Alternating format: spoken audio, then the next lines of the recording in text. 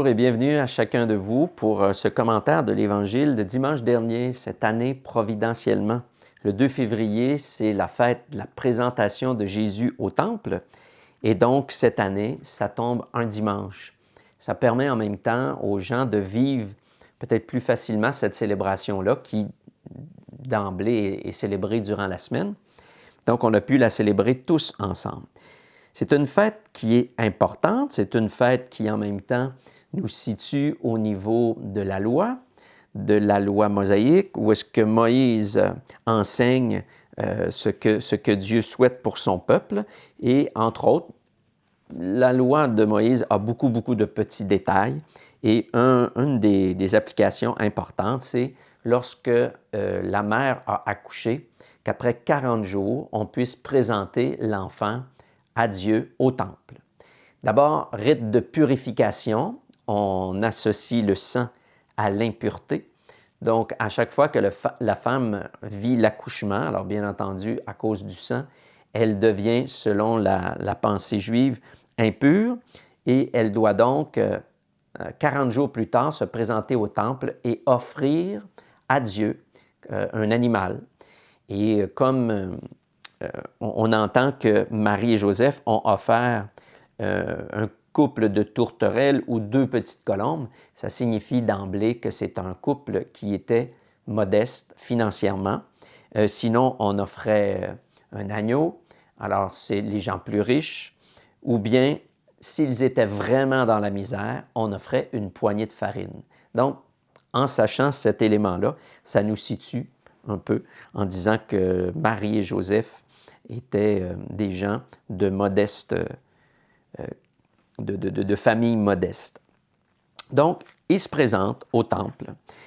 Et ce qui est intéressant, dans un premier temps, l'évangéliste Luc parle à 3 reprises en utilisant le mot « loi » dès le début, que c'est selon la loi, selon ce qui est écrit dans la loi, et le sacrifice prescrit par la loi. Donc, il insiste beaucoup sur le mot « loi », donc quelqu'un qui respecte la loi qui nous vient de Dieu. Donc, il y a quand même un aspect de vénération et d'amour envers Dieu.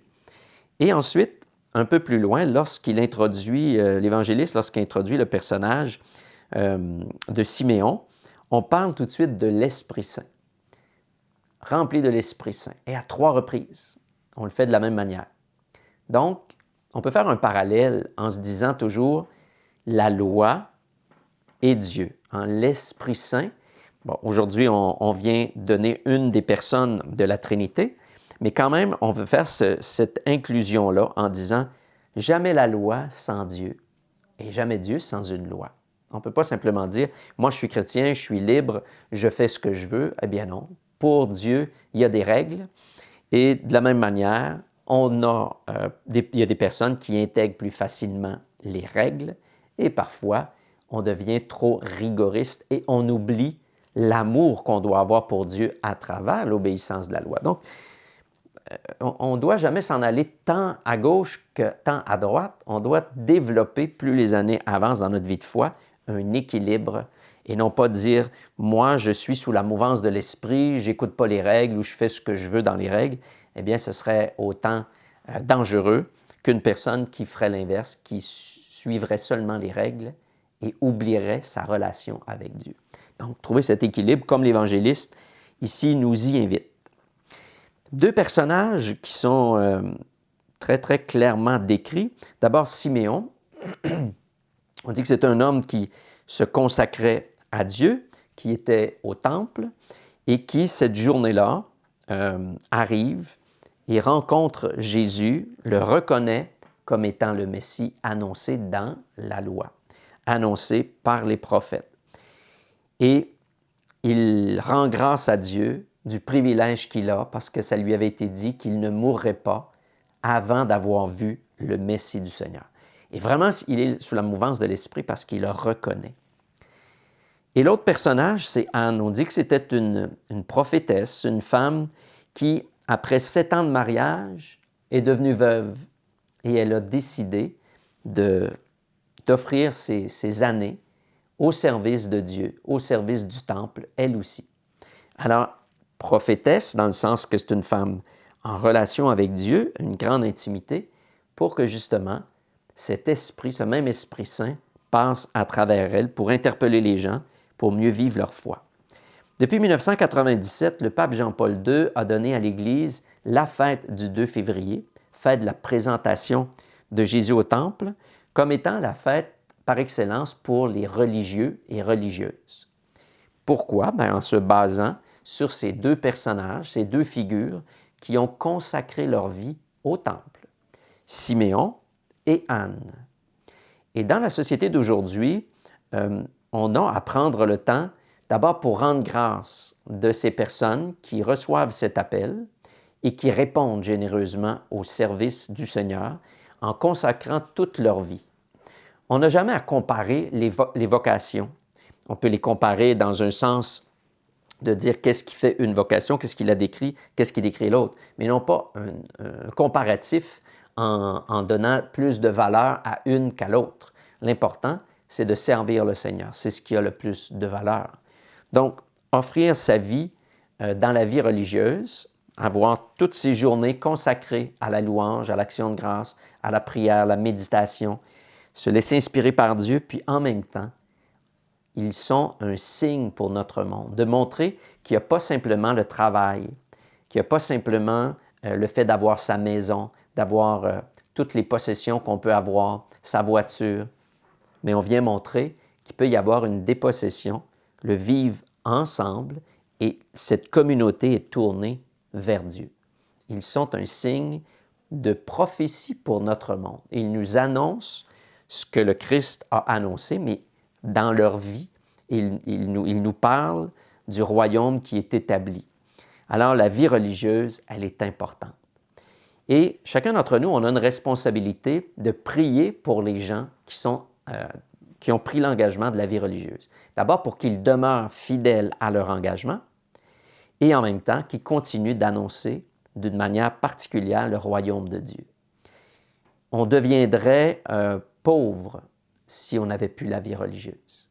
Et c'est donc pourquoi je vous invite à prier pour les religieux et les religieuses, même si vous ne les connaissez pas. Et si vous avez l'occasion de visiter des communautés qui sont proches de chez vous ou dans votre diocèse, faites-le. Prenez un temps pour aller prier avec ces gens qui célèbrent l'office divin à 7 moments dans la journée. Prenez le temps d'aller célébrer avec eux un temps de prière et de prier. En même temps, ça va vous aider des fois, ça nous aide d'avoir un visage pour qui prier. Alors, ça va vous aider pour les soutenir. Et dans notre société d'aujourd'hui, on est interpellé à cette vie consacrée pour Dieu. Alors, dans l'Église, il y a, bien entendu, les prêtres, et qui sont un ordre particulier pour célébrer les sacrements, mais il y a aussi la vie religieuse, qui eux autres ne sont pas là pour célébrer les sacrements, les religieux, religieuses qui choisissent de louer Dieu et d'offrir leur vie dans la prière. Alors, ce sont des missions qui sont quand même différentes. Mais il pourrait y avoir aussi d'autres personnes qui, par leur situation de vie, pourraient devenir, par exemple, célibataires, tout comme Anne, qui est devenue veuve. On peut devenir veuf jeune et de choisir de ne pas se marier et d'offrir sa vie d'une manière plus particulière pour annoncer le royaume.